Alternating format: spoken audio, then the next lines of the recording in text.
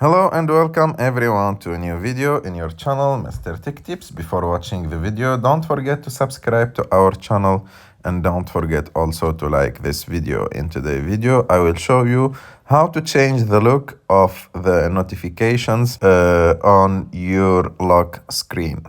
So to do this, you just need to go to settings, and after that you open the settings and just go a little bit down until you find notifications.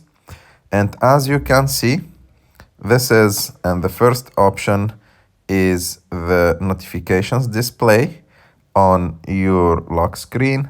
So the first one is just account, the second one is stack, and the third one is list.